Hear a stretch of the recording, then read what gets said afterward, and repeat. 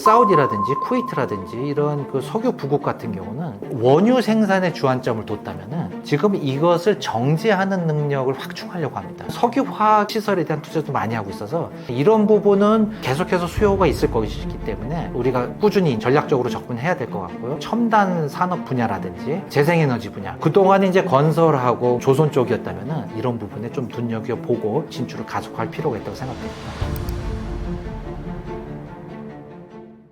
이스라엘과 하마스 전쟁이 끝을 모르고 있습니다. 이스라엘과 이란도 교전을 주고받았고요. 현재 중동 상황은 어떤가요?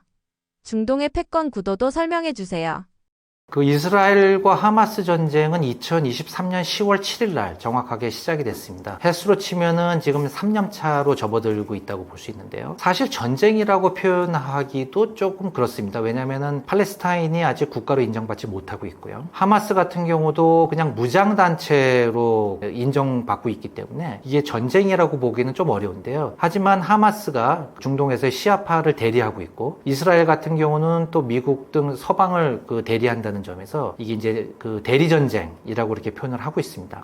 일단 전쟁은 하마스의 군사 침공으로 시작됐습니다. 민간인들도 많이 납치를 했고요. 근데 결국 이스라엘이 압도적인 그 군사력으로 하마스를 거의 괴멸시키다시피 지금 한 상황입니다. 그리고 그 팔레스타인의 거주 지역인 가자 지구는 거의 초토화가 됐고요. 미국과 유럽의 중재로 이스라엘과 하마스는 수차례 휴전을 하긴 했었습니다. 하지만 현재에도 이스라엘은 가자 지구에 대해서 그 군사 작전을 진행 중에 있습니다. 지금 이스라엘이 특히 이제 가자 지구에 대한 뭐 구호물품 그 보급도 지금 좀 제한을 하고 있기 때문에 뭐 식량 부족이라든가 또 연료 부족, 그 아사자가 속출하는 등 현재 이 지역의 문제는 이제 인도주의적 위기로까지 지금 번진 상황이고요. 그래서 이제 유럽 같은 경우는 사실 이 문제 때문에 좀 이스라엘을 비난하고 있는 그런 상황입니다. 이스라엘은 하마스 외에도 그 레바논의 그 헤즈볼라가 있죠.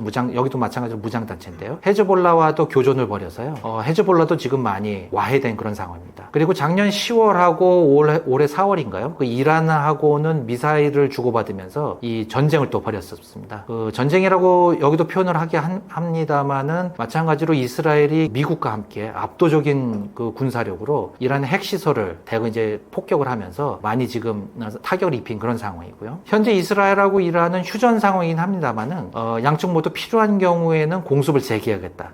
라고 지금 여전히 경고를 하고 있는 상황이고요. 미국도 지금 그런 상황입니다. 대충 상황을 정리하자면 이 정도 되고 있고요. 중동의 패권 구도를 살펴보면은 전통적으로 그 중동에서는 사우디를 중심으로 하는 수니파와 이란을 중심으로 하는 시아파 이렇게 나눠져 있습니다. 사우디하고 이란 같은 경우는 같은 이슬람 국가지만 뭐 거의 앙숙이나 다름없이 적이라고 볼 수 있는데요. 특히 2016년도에 그 사우디가 그 자국 내에 있는 시아파 그 종교 지도자를 처형을 하면서 이란과 그 외교 관계가 단절된 적이 있습니다. 그러다가 이제 2023년에 재수교를 했습니다만은 사이가 그렇게 좋지는 않은 상황이고요. 여기에 덧붙여서 이제 미국 등 서방을 대표하는 이스라엘과 이란의 시아파, 이란을 중심으로 한 시아파가 대결하는 그런 구도도 있습니다. 근데 이제 최근 전쟁이 벌어지면서 앞서 말씀드린 바와 같이 하마스라든지 헤즈볼라, 이란이 지금 세력이 많이 약화가 됐습니다. 이 세 세력을 저항의 축이라고 이제 표현을 하는데요. 지금 저항의 축이 상당히 지금 힘이 약화되면서 패권 구도에도 좀 변화가 오고 있습니다. 그런데 또 이런 상황에서 사우디는 이란에 그 접근을 하면서 관계를 개선하려는 모습을 보이고 있는데요. 그 사우디의 왕족인 그 국방부 장관이 올 연초인가요? 그 테헤란을 방문하면서 좀 이제 관계 개선을 모색하는 그런 시그널을 보낸 바가 있습니다. 그리고 미국 같은 경우는 최근 이제 시아파의 저항의 축이 그 힘이 약화되면서 중동 지역에서의 평화 정착을 위해서 노력을 하고 있는데요. 그 대표적인 게 아브라함 협정입니다. 그 아브라함 협정은 그 미국이 중재하는 중동의 평화 협정이라고 볼 수 있는데요. 그 이스라엘과 그 주변 아랍 국가 간의 관계를 개선시키고자 하는 그런 외교 노력이라고 볼 수 있습니다. 그래서 이스라엘과 그 아랍에미레이트 연합은 2020년에 이 협정을 체결했고요. 그 다음에 그 바레인과 수단 등 그 중동 북아프리카 이슬람 국가와도 수교를 맺었습니다. 그 사우디하고도 원래대로라면 한 2020년쯤에 그 아브라함 협정을 체결할 그 계획이었는데요. 이스라엘 하마스 전쟁이 발생하면서 무산이 됐습니다. 그래서 이제 아브라함 협정의 최종 완결은 사우디와의 그 협정 체결이라고 볼 수 있는데요. 좀 진통이 있지 않을까 예상을 해볼 수가 있습니다. 하마스가 이스라엘을 침공하게 된 배경 중에 하나가 이스라엘과 사우디의 그 아브라함 협정을 막기 위한 것도 한 원인으로 지목이 되고 있거든요. 그렇기 때문에 이 아브라함 협정이 최종적으로 완성될 완성되기까지는 좀 시간이 걸리지 않을까 생각되고요. 중동의 패권 구도는 이처럼 상당히 복잡합니다. 종교적 또 종파적 많이 얽혀져 있고요. 정치적으로도 이해관계가 상당히 얽혀져 있습니다. 그렇기 때문에 그 중동 같은 경우는 지정학적 불안의 중심지로서 아마 상당 기간 남아있지 않을까 생각이 됩니다. 중동이 불안해지면 가장 먼저 석유 가격이 걱정되는데요. 이번에는 불안에 비해서 석유 가격이 많이 오르지 않은 것 같습니다. 그 이유는 무엇인가요? 이스라엘과 이란 전쟁이 2025년 6월과 2024년 10월, 그리고 이스라엘 하마스 전쟁이 2023년 10월에 있었는데요. 당시 국제 유가가 어떻게 움직였나를 살펴보면은 이스라엘 이란 전쟁 당시에는 대략 한 6일 정도 올랐습니다. 6일 정도 올랐고, WTI, 뉴욕에서 거래되고 있는 WTI 가격을 기준으로 보면 대략 한 10% 정도 상승한 데 그쳤고요. 이스라엘 하마스 전쟁 같은 경우는 대략 한 12일 동안 상승세를 나타냈는데요. 상승률은 고작 6%에 그쳤습니다. 이제 다른 지정학적 위기하고 잠깐 비교를 해보면은, 러우 전쟁 같은 경우는 3개월 동안 한 34% 올랐고요. 2011년도에 발생한 리비아 내전 같은 경우는 2개월 동안에 한 34% 정도. 그 다음에 이라크가 쿠웨이트를 침공한 게 좀 먼 얘기긴 합니다만 1990년 얘기입니다. 이때는 이제 3개월 동안 한 100%가 오른 바가 있었습니다. 그 당시하고 비교해 보면 상당히 좀 미미하다라고 볼 수 있는데요. 중동에서 전쟁이 발생하면서 사실 이란이 호르무즈 해협 봉쇄를 강력하게 경고를 했고요. 그다음에 여러 기관들이 국제 유가는 이제 100불을 훨씬 넘을 것이다라고 이제 그런 전망치를 내놨었는데 그런 것들에 비해서는 상당히 상승폭이라든지 상승 기간이 미미했다. 그리고 보통 이런 사태가 발생하면은 투기 자금들이 재빠르게 움직입니다. 이제 가격을 확 끌어올리는데요. 투기 자금 움직임도 거의 없었습니다. 근데 이런 움직임들이 사실 여러 가지 의미를 좀 내포하고 있다고 저는 생각을 합니다. 첫 번째로 살펴볼 수 있는 게 전통적인 중동 위기는 유가 급등, 이 공식 자체가 좀 깨진 게 아닌가라고 보여집니다. 근데 그 이유는 뭐냐면은 중동의 원유 공급 자체의 비중이 줄어들었다는 점입니다. 사실 우리가 잘 아시다시피 중동은 이제 전 세계적으로 원유를 공급하는 산유국들이 가장 많은 지역이라고 알고 있는데 2010년대까지만 하더라도 중동에서 원유 공급 비중이 전 세계적으로 봤을 때 한 30%를 넘어섰습니다. 최근에는 한 27%대로 낮아졌고요. 반면에 미국과 캐나다, 브라질, 저희가 보통 이제 비오펙 플러스 3총사라고 하는데요. 이 3총사 같은 경우는 과거에는 여기는 이제 한 10%대 불과했었거든요. 32%까지 지금 치고 나온 상황입니다. 또 중동에서 위기가 발생해서 원유 공급이 차질이 발생한다고 해도 미국, 캐나다, 브라질 그쪽에서 이제 원유를 충분히 공급해 줄 수 있다라는 그런 시장의 생각이 자리를 잡고 있고요. 그다음에 중동 자체만으로 봤을 때도 이 증산 여력이라고 있습니다. 전체 생산 능력에서 현재 가동되지 않고 있는 그런 생산 능력이라고 보시면 되는데요. 또 증산 여력 같은 경우도 대략 한 500만 배럴 하루에 500만 배럴 가까이 되고 있습니다. 이게 어느 정도 규모냐 하면은 이라크가 세계 한 5위 생산 국가 정도 되는데요. 이라크가 지금 한 400만 배럴을 좀 넘고 있습니다. 그러니까 이라크의 생산량에 해당하는 증산 여력을 갖고 있다라는 점. 그런 부분으로 봤을 때 중동 위기는 국제유가 상승이다라는 공식이 좀 약화되는 그런 요인으로 작용을 했고요. 그다음에 소비국들도 상당량의 비축률을 가지고 있습니다. 이 소비국들의 모임이 있습니다. 국제 에너지 기구라고 우리가 IEA라고 줄여서 얘기를 하는데요. IEA 회원국들의 비축률가 지금 대략 한 140 수입 1분 정도가 되고 있습니다. 지금 140일 동안은 석유를 수입하지 않더라도 충분히 쓸 수 있는 양이다라고 볼 수 있는데요. 우리나라라든지 일본 같은 경우는 거의 200일을 넘고 있습니다. 일본은 200일이 약간 안 될 텐데요. 어쨌거나 우리나라는 200일을 넘고 있고요. 그 정도로 지금 비축률가 충분한 상황입니다. 그리고 수요 측면에서 봤을 때도 유럽이라든지 중국 같은 경우는 지금 유럽은 수요 자체가 줄고 있고요. 중국 같은 경우는 최근에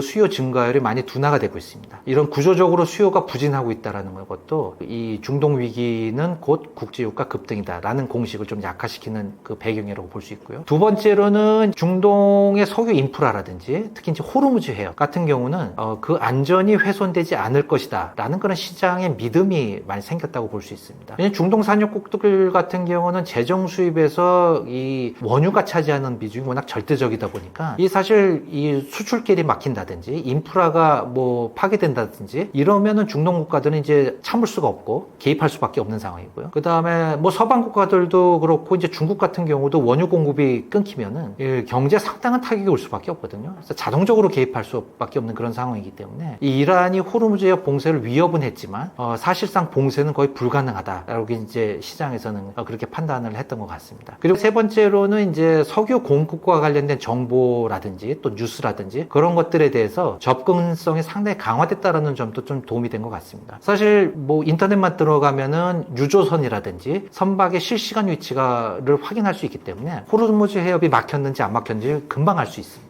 거기에 대해서 이제 중동에서의 뭐 석유 인프라 같은 경우도 위성 사진을 통해서 얼마든지 확인할 수가 있고요. 이러한 정보에 대한 접근성이 강화됐다라는 점이 시장의 과도한 공포와 우려를 진화하는 데 좀 도움이 됐지 않았나 그런 생각이 듭니다. 그래서 결론적으로 보면은 중동이 불안해져도 국제 유가에 대한 걱정은 크게 안 해도 되는 그런 상황인 것 같은데요. 다만 그렇다고 해서 우리가 중동의 영향력 자체를 과소평가해서는 안 됩니다. 특히 아시아 같은 경우는 중동 석유 의존도가 거의 70% 이상이기 때문에 절대 과소평가해서는 안 되고요. 항상 중동에서의 상황을 예의주시해야 할 것입니다. 사우디를 중심으로 최근 원유 증산에 나서고 있는데요. 어떤 의미를 내포하고 있을까요?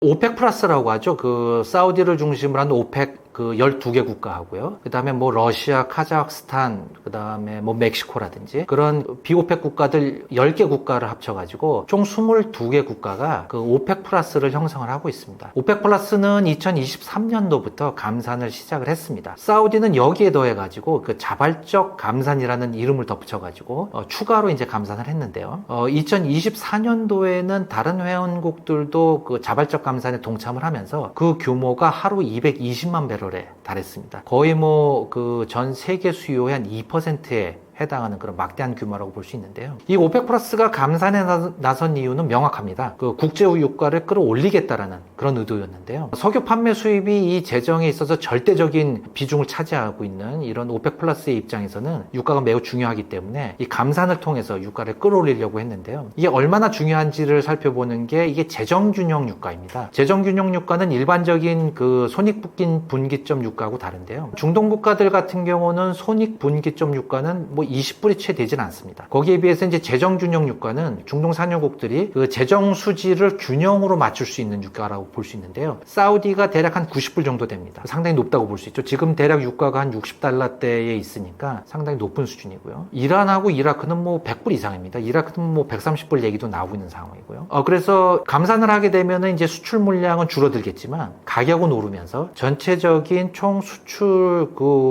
판매 수입은 좀 늘리겠다는 그런 의도가 있다고 볼 수 있는데요. 이랬던 이 오펙 플러스가 지금 감산을 해서 선회를 하면서 금년 4월부터 이제 증산에 나서기 시작을 했습니다. 그러니까 증산에 나선 방법이 자발적 감산을 줄이는 방법, 뭐 그 말이긴 합니다만은 자발적 감산을 줄이는 방법으로 지금 증산을 하고 있습니다만은 상당히 지금 속도를 빨리 하고 있습니다. 그래서 금년 10월이면은 그 220만 배럴 그 자발적 감산은 완전히 이제 처리되는 것으로 지금 아마 목표를 하고 있는 것 같은데요. 이 회원급 그 사우디가 이 국제 유가가 오르지도 않았는데도 불구하고 이 증산에 나서고 있는 이유는 일단 감산의 효과가 없었습니다. 앞서 말씀드린 바와 같이 이제 유가를 끌어올리기 위해서 감산에 나섰는데 유가가 오히려 더 떨어졌고요. 그리고 중요한 거는 오펙 플러스 회원국들이 이 약속을 지키질 않았다는 겁니다. 사우디는 적극적으로 약속을 지키면서 사실 그 사우디 자신들이 이 줄이겠다라고 한 양보다 더 줄였습니다. 더 줄이면서 이제 유가 부양을 위해서 힘을 썼는데 대표적으로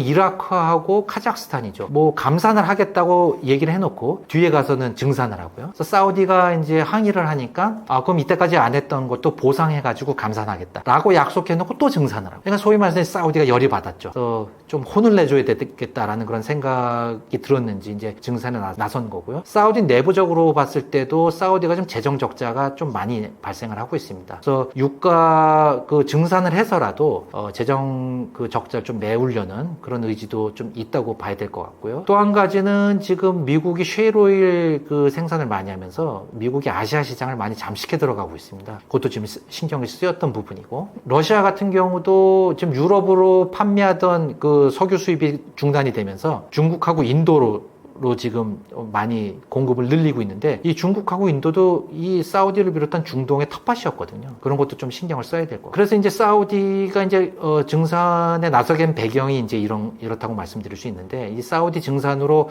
이 전 세계 원유 공급 과잉은 아마 좀 더 심화되지 않을까 생각이 됩니다. 특히 금년 하반기에는 특히 연말로 갈수록 전 세계적으로 원유 공급 과잉이 좀 심화될 것이다라는 얘기가 나오고 있는데요. 또 한 가지 유가 전쟁 가능성도 있습니다. 2014년, 2018년 또 2020년에 세 차례 유가 전쟁이 있었는데요. 이게 사실 유가 전쟁이라는 게 다른 게 아닙니다. 산유국들이 증산에 나서면서 유가를 끌어내리는 그런 상황을 이제 우리가 유가 전쟁이라고 표현하는데요. 사실 소비국들의 입장에서는 나쁘진 않습니다. 그 유가가 떨어지면은 뭐 우리 입장에서도 뭐 물가도 낮아질 수 있고요. 상당히 뭐 좋은 상황이라고 볼 수는 있는데 길게 보면은 반드시 그렇지만은 않습니다. 왜냐면 이제 유가가 급락하게 되면은 결국은 원유 생산이 줄어들고요. 그 원유 생산이 줄어들면 다시 또 유가가 또 큰 폭으로 오르는 그런 그 순환적인 행태가 반복이 되기 때문에 장기적으로 보면은 반드시 좋다라고 보기는 좀 어려운 것 같습니다. 사우디와의 관계에서도 볼 수 있는 것처럼 시일혁명 이후에 미국이 중동에 대해 예전보다 신경을 덜 쓰는 것 같습니다. 중동에 대한 미국의 입장은 무엇인가요?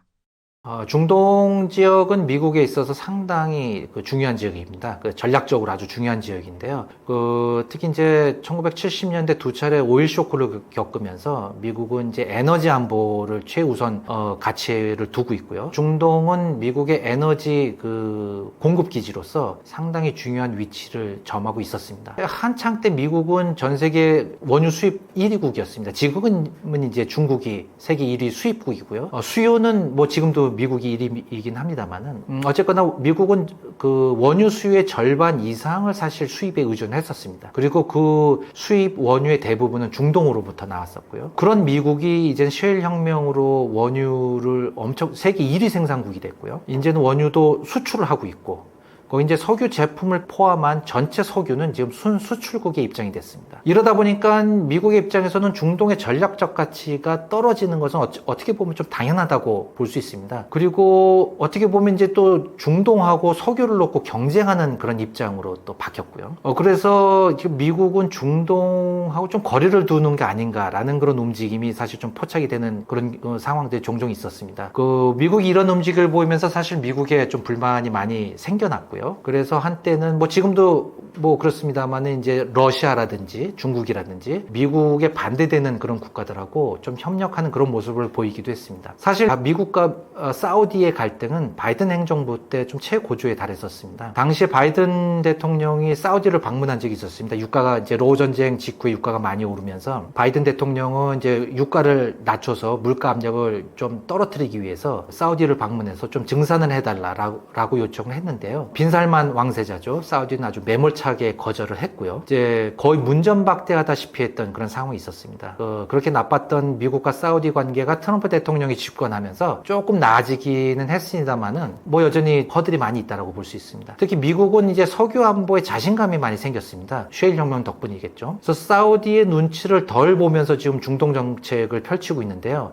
뭐 대표적으로 이제 이란 핵 협상 같은 경우도 1차 핵 협상 JCPOA라고 하는데 당시에는 사실 사우디의 눈치를 좀 많이 봤습니다. 의견도 많이 구했고요. 지금 이제 그렇게 눈치를 덜 보면서 적극적으로 나서고 있고요. 앞서 말씀드린 바와 같은 아브라함 협정도 체결하기 위해서 좀 적극적으로 나서고 있는 상황입니다. 문제는 이 과정에서 게 지금 미국이 중동에서 약간씩 발을 빼려는 그런 움직임이 나타나고 있는데 이 과정에서 중동의 불안이 확대될 수 있다는 점은 좀 우려가 됩니다. 시아파 저항의 축 힘이 약화됐다는 건 앞서 말씀드렸고요. 그 틈을 타서 새로운 극단 무장 세력들이 출현하지 않을까 좀 우려가 됩니다. 과거에 이런 일들이 있었거든요. 시리아 내전 당시에 알카에다가 세력을 확장을 했고요. 그다음에 이라크에서 후세인 대통령이 축출된 이후에 순위파 극단 무장 세력이죠. IS가 또 창궐을 했고요. 리비아 같은 경우도 내전이 발생하면서 여러 무장 종파들이 활동을 강화하는 그런 모습을 보였었거든요. 이렇게 새로운 무장 세력들이 출현하게 된다면은 지금 중동 같은 경우는 사실 경제난이 심하기 때문에 민심이 많이 이반된 상황인데요. 이런 것들이 중동 내부의 정정 불안 요인으로 작용하지 않을까 좀 우려가 되고 있습니다. 또 이제 친미 성향의 중동 국가들이 또 미국이 조금씩 발을 뺀다면은 이 반미 국가들과의 좀 협력을 강화하지 않을까 그런 점도 좀 걱정된다고 볼 수 있습니다. 피크 디맨드가 현안으로 떠오르고 있습니다. 중동 산유국들은 어떻게 대응하고 있나요? 그리고 중동 산유국들의 석유 시장 영향력은 유지될 수 있을까요? 그 셰일 혁명 전에는 사실 전 세계가 피크 오일을 걱정을 했었죠. 피크 오일이라는 게 뭐냐면은 전 세계 원유 매장량은 점점 줄어들고 또 석유 생산량도 그래서 줄어들 것이다 라는 그런 걱정이었는데요. 이제는 그 반대가 됐습니다. 피크 디맨드가 지금 문제가 되고 있다 라는 그런 얘기들이 나오고 있습니다. 물론 산유국에 해당되는 문제겠죠. 그 피크 디맨드라는 건 뭐냐면은 석유 수요가 정점을 도달하고 감소세로 돌아설 것이다 라는 그런 얘기입니다. 과거 뭐 2차 세계대전 이후부터 지금까지 쭉 살펴보면은 전 세계 석유 수요는 계속해서 우상향 곡선을 그리고 있습니다. 물론 2008년 글로벌 금융위기라든지 팬데믹 당시에는 석유 수요가 줄어들긴 했습니다만은 전체적으로 꾸준히 늘고 있는 그런 상황이고요. 주요 기관들 연구 자료를 보면은 피크 디맨드는 대략 한 2030년 전후가 되지 않을까 그런 예상치를 내놓고 있습니다. 아직까지 약간의 시간이 남아있다라고 볼 수는 있는데 그리고 일각에서는 또 석유화학 수요가 견조하기 때문에 피크 디맨드는 아직 오려면 멀었다라는 그런 분석을 내놓고 있기도 합니다. 하지만 전체적으로 봤을 때는 석유 수요에서 가장 중요한 게 그 운송 연료 부문입니다. 전체 수요의 한 절반 이상을 차지하고 있는데요. 대표적으로 휘발유하고 경유를 꼽을 수 있습니다. 근데 이쪽 부분에서는 지금 사실 피크 디맨드가 온 것이 아닌가라는 얘기들이 심심치 않게 들리고 있습니다. 그리고 그 중심에는 세계 최대 수요국인 중국이 자리 잡고 있는데요. 중국 같은 경우는 전기차 보급이 전 세계에서 가장 빠르게 되고 있고요. 그 다음에 뭐 LNG 트럭이라든지 그 신에너지 차량이라고 하는 휘발유와 경유를 쓰지 않는 그런 차량 보급들이 빠르게 늘고 있습니다. 그렇기 때문에 작년 같은 경우 중국에 있어서는 그 전체 석유 수요는 늘었지만 운송연료 부분은 감소한 것으로 지금 데이터들이 나오고 있습니다. 그렇기 때문에 중국을 필두로 피크 디맨드가 좀 빨라질 수 있다라는 그런 얘기들까지 나오고 있는 상황이고요. 또 중동의 입장에서는 이제 미국 셰일 오일도 치고 나오고 있고 또 러시아 같은 경우 아시아 시장을 호시탐탐 노리고 있기 때문에 상당히 지금 위기감을 느끼지 않을까 그렇게 지금 분석이 되고 있습니다. 그래서 여기에서 중동 국가들은 어떻게 대응을 하고 있냐? 일단은 석유 지배력을 늘리는 게 우선이겠죠. 그래서 석유 생산 능력 확대 주력을 하고 있고요. 이거하고 좀 반대되기는 합니다만은 탈석유화에도 지금 적극적인 노력을 펼치고 있습니다. 뭐 제일 먼저 두바이 같은 경우는 2006년부터 이미 금융과 관광산업 투자를 활발히 해서 지금 두바이 같은 경우는 이제 관광 도시로 지금 알려져 있는 상황이고요. 이렇게 경제 다변화를 많이 추진해서 좀 성공을 거두고 있는 국가를 평가를 받고 있습니다. 그 사우디 같은 경우도 비전 2030이다라는 이제 경제개혁 플랜을 발표를 했었는데요. 많이들 들어보셨죠? 네옴시티, 재생에너지를 확대하겠다. 이 석유를 많이 생산하는 국가임에도 불구하고 태양광이라든지 수소 쪽도 적극적입니다. 이런 재생에너지를 확대하겠다. 관광, 그 다음에 첨단 기술 이런 분야에도 지금 많이 투자를 늘리겠다라고 지금 적극적으로 나서고 있습니다. 뭐 오일머니가 워낙 많기 때문에 아주 공격적으로 추진을 하고 있는 상황이고요. 여타 국가들을 보면은 뭐 카타르, 그 다음에 아랍에미레이트연합, 뭐 쿠웨이트, 다들 이제 워낙 돈 많은 국가들이다 보니까 의료, 정보통신기기, 관광, 레저, 교육, 또 미래 에너지 산업 같은 곳에 지금 투자를 활발하게 하고 있습니다. 근데 문제는 얘네들이 이제 투자를 워낙 많이 하다 보니까 이 재정 적자가 좀 늘고 있다라는 겁니다. 아직 문제될 정도는 아닙니다. 사우디 같은 경우도 뭐 재정 적자가 2023년부터 보면은 대략 한 GDP의 2% 정도인데요. 이 정도면은 사실 아무 문제가 없는 국가인데 문제는 이제 유가가 계속 떨어지고 석유 수출 물량이 줄어드는 상황이 장기화된다면은 아무래도 이제 좀 재정 수지가 나빠지는 속도가 좀 빨라지지 않을까. 왜냐하면 이제 재정 지출은 계속해서 늘 수밖에 없는 상황이기 때문에 이제 그런 상황입니다. 그래서 중동 산유국들은 뭐 석유 시장 영향력이 당장은 큰 문제는 없겠지만 중장기적으로 보면은 좀 변동이 오지 않을까 이렇게 좀 접근을 해야 될 것 같습니다. 중동이 다변화 및 탈석유화를 하고 있다고 하셨는데 중동에 진출하고 있는 대한민국 기업들은 없을까요? 과거에 이제 우리나라 그 기업들은 중동의 오일머리를 노리면서 이 건설에 많이 이제 그 진출했었죠. 워낙 건설 수요도 많이 있었고요. 그리고 이제 조선업 같은 경우도 그 중동에서 이제 유조선이라든지 최근에는 뭐 LNG선이라든지 그런 것들 이제 발주가 많으면서 상당히 혜택을 많이 받고요. 지금 같은 경우도 뭐 사실 이제 그 사우디라든지 쿠웨이트라든지 이런 그 석유 부국 같은 경우는 이제 원유 생산에 주안점을 뒀다면은 지금 이것을 정제하는 능력을 확충하려고 합니다. 원유를 판매하는 것뿐만 아니라 이를 정제한 뭐 휘발유라든지 그다음에 뭐 납사라든지 경유라든지 이런 거를 판매하기 위해서 이제 부가가치가 더 높기 때문이죠. 이런 석유화학 그 시설에 대한 투자도 많이 하고 있어서 우리나라 건설사들이 사실 진출을 많이 해 있습니다. 많이 해 있기 때문에 이런 부분은 계속해서 수요가 있을 것이기 때문에 우리가 꾸준히 이제 그 전략적으로 접근해야 될 것 같고요. 여기에 이제 앞서 말씀드린 바와 같이 이제 첨단 산업 분야라든지 그다음에 그 재생에너지 분야 이런 부분들도 사실 우리가 치고 들어가기 좋은 분야라고 저희는 생각이 듭니다. 이런 부분도 그동안 이제 건설하고 뭐 조선 쪽이었다면은 좀 더 시야를 넓혀가면서 이런 새롭게 경제를 다변화하고 있는 이런 부분에 좀 눈여겨보고 좀 진출을 가속화할 필요가 있다고 생각됩니다.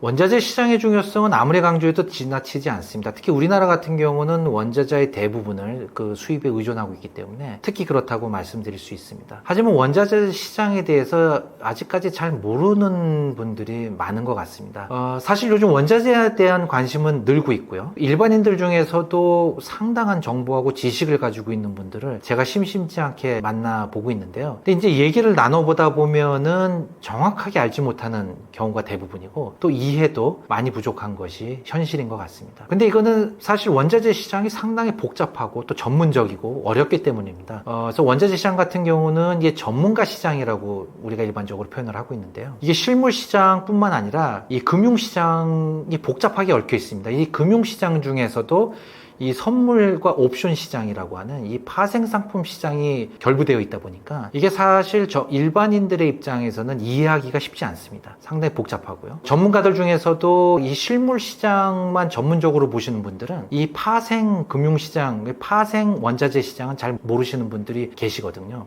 또 그리고 원자재 시장 같은 경우는 기본적인 이 시장의 펀더멘탈 외에도 뭐 지정학적 위기라든가 기후변화라든가 여러 가지 변수들이 이 영향을 미칩니다. 그러다 보니까 기본적인 시장뿐만 아니라 여타 국제 정치도 봐야 되고요. 날씨도 봐야 되고 그러다 보니까 하여간에 이게 이 시장을 공부하기가 쉽지 않은 게 현실입니다. 근데 원자재 시장은 사실 우리 일상을 지배한다라고 표현해도 그렇게 뭐 과언은 아니다라고 저는 생각을 합니다. 원자재 가격이 오르면 무엇보다도 물가에 직접적으로 영향이 오고요. 물가가 오르면은 당연히 이제 금리는 또 올라가고요. 물가가 오르고 금리가 오르면 기업 투자는 줄어들 수밖에 없고 또 우리의 가처분 소득이 줄어들면서 소비는 줄어들 수밖에 없고 이러다 보면은 뭐 전체적인 경제가 위축되면서 활력을 잃고 성장은 이 둔화될 수밖에 없습니다. 그리고 이제 원자재 같은 경우는 이제 이게 앞에 국제자가 항상 들어갑니다. 국제 원자재. 그냥 원자재라고 얘기해도 이제 국제 원자재를 당연히 의미하는 거고요. 이 국제적으로 거래되고 국제적으로 가격이 형성되기 때문에 이 문제가 발생할 경우에 우리가 할 수 있는 일은 없습니다. 우리가 늘려서 전 세계 수급을 안정시킬 수도 없고요. 또 수요를 줄여서 전 세계 뭐 수요를 줄이고 가격을 안정시킬 수 있는 그런 방법들이 없습니다. 그저 대응을 하는 방법밖에 없습니다. 뭐 공급이 어떤 한쪽에서 공급에 문제가 생기면은 대체 공급선을 찾을 수밖에 없고요. 또 비축 물량을 풀 수밖에 없고요. 적절하게 대응하는 것 말고는 방법이 없습니다. 근데 이렇게 적절하게 대응을 하려면은 결국 이 시장을 정확하게 이해를 하고 있어야 됩니다. 또 시장의 흐름을 꿰뚫고 있어야 되고요. 제가 이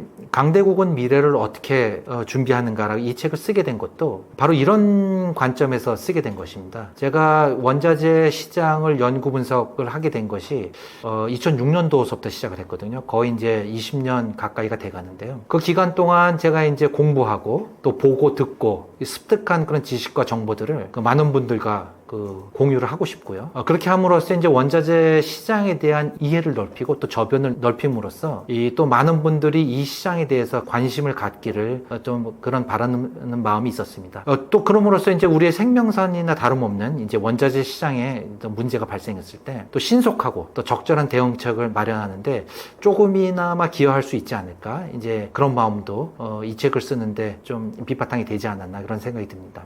이 책은 사실 원자재 시장에 대한 해설서라고 보시면 됩니다. 이 책을 쓰는 과정에서 사실 고민이 많았습니다. 어떻게 하면은 이 원자재 시장을 포괄하고 또 쉽게 알릴 수 있을까 많이 고민을 했었는데요. 이 교과서식으로 쓰다 보면은 사실 재미가 없습니다. 재미가 많이 없고요. 또 너무 전문적으로 쓰면은 사실 아마 첫 페이지 보고 책을 닫는 분들이 아마 많이 발생할 수가 있고요. 그런 고민을 많이 하다가 이제 원자재에서 가장 중요한 것이 뭔가, 결국은 국제적인 흐름이고 그 흐름을 따라가다 보면은 좀 더 시장을 쉽게 이해하지 않을까, 이제 그런 차원에서 이 책은 많은 시각적 차트를 담았고요. 또 세계 흐름을 그려놓은 지도를 이 책에 넣게 되었습니다. 또 뭐 쉐일 오일이라든지 유가 전쟁, 그 다음에 러우 전쟁, 또 호주와 중국 간의 무역 전쟁, 최근의 에피소드도 많이 담았습니다. 그리고 서두에 보면은 각 부문별로 반드시 알아둬야 될 상황들을 정리를 해놓았고요. 그렇기 때문에 아마 다른 원자재 책들에 비해서 좀 더 재밌게 읽을 수 있지 않을까, 이런 생각을 해봅니다. 그래서 아무튼 국제 원자재 시장에 대해서 많은 분들이 관심을 갖기를 저는 이제 개인적으로 바라고요. 우리나라는 사실 전 세계적으로 보면 10손가락 안에 드는 주요 원자재 수입국입니다. 주요 수입국으로서 이 패권 경쟁에서 뒤지지 않는 경쟁력을 확보하기를 바라면서 오늘 이 장시간 얘기를 마치도록 하겠습니다. 감사합니다.